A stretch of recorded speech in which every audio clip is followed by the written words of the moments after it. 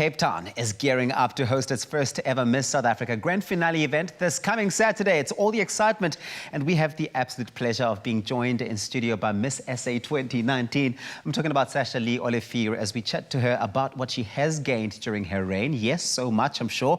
But of course, what we can expect from this weekend's virtual spectacle. Hello. Hello to you too, Uncle Tubbsy. Yes, we are indeed in fine company and we are pleased to have you with us. My name is Maboe, and of course, as Uncle Tubbsy has just alluded to, the very, very special guest to my left. A queen in her own regard. Now, of course, a reign as Miss South Africa is one full of enriching, testing and life-changing experiences, all underpinned by an immense support of sisterhood from an organization that is fueled by female empowerment. And we now have the fortune of sitting down with Sasha-Lee Olivier to reflect on the year gone by as she heads toward the final days of being Miss SA 2019. It's great to have you with us. Thank you so much for having me. It's so great to be here. Yeah. When you hear that, the final days of Miss SA 2019, what thoughts and kind of memories are conjured up in your mind? Wow. You know, when you hear about the final days, I think I'm excited for what's to come. I think it's the start of something new. It's the start of something great. And I think having a firm foundation like the one Miss South Africa has given me is definitely going to position me for a really great future. And I'm so excited to experience that, and I'm not sure what's to come, but I'm so ready. Yeah, and we are excited to see it unfold as well. And but take me back a little bit. You know, as much as it is a competition, there is this ethos of a sisterhood that exists and a support structure that is built, as you've just said now. How important is that, and especially looking at, you know, kind of the way forward, not just for the competition itself, but for our country as well? I think it's so important because you need an arsenal of individuals who, you know, believe in your dreams and believe in the power of your dreams and basically gear you up to achieve those things. Yeah. And I think we can't do this on our own, and it's so important to collaborate on issues like this because it's very much dealing with alleviating various socio-economic issues that the country is facing. So with that, it's your voice, but it's very much amplified with the not only the sisterhood that you have, but the organization that you work with. Yeah. You were talking to me early on about the challenge that this year has been, 2020, we know, from a global perspective, but of course, from your perspective as well as Miss South Africa and, you know, the expectations that might have been how you'd go about your reign, and things just have changed dramatically. How were you able to still, you know, remain on course and still execute your visions that you had for the year? I think you understand very much that this position isn't really about you and it isn't really for yourself, but it's about the people that you represent.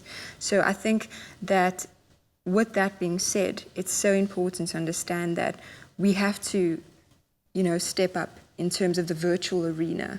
And, you know, that takes a great deal of getting to a space of surrender because I saw myself very much on the ground. I'm very hands-on as a person. So I only saw myself going out into the communities. But I think that the virtual arena that we've now been playing in, there's so many conversations that we've had, and I've always said I'm, you know, a product of the conversations that resonate with me the most. So there was so much to learn online. I'd love to know what's been your biggest highlight of your year as Miss South Africa. Wow. As I've just said, it's, you know, the conversations that I've had to have. You know, there was something so poignant someone told me the other day. They said that if the universe or he didn't give you what you thought you wanted, he'll teach you how to live without it. And I think that's so amazing for this year because we've all had these expectations about what 2020 could have been. And I think that just puts us in a position where we now have to just show up and be consistent in terms of our approach and the way forward. Yeah.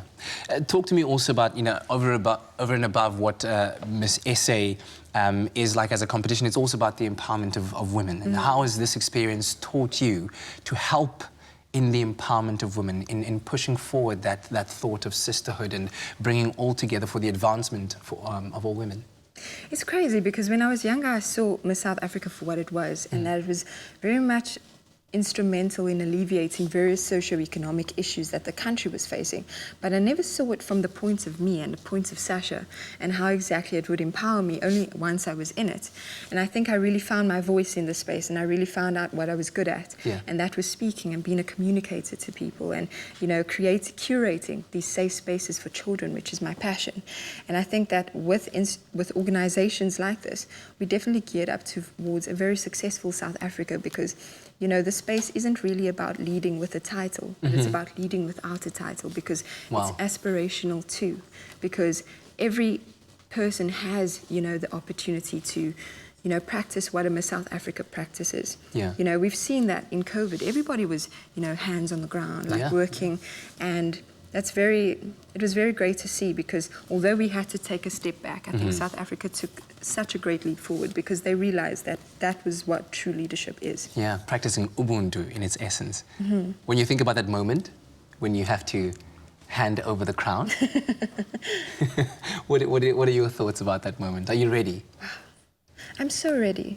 I'm so ready. I'm so ready not only to guide the girl that steps into the space, but to guide the women that haven't. Because, sometimes it's a destiny delayed situation. It's not really a destiny denied. And I don't think I want them to understand that, it ends there for them.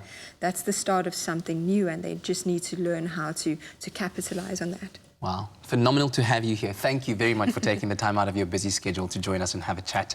And we're looking forward to seeing you in the kitchen. Of course, that's what you have to look forward to because Sasha-Lee will be in the kitchen for her first time as we whip up a scrumptious and aromatic garlic naan. And of course, while you wait for us to return ahead of before Miss SA Live, you can find out all of the details and you can subscribe to receive your full show pass to the Saturday's live Miss SA Grand Finale event and get a front row seat to the virtual spectacle.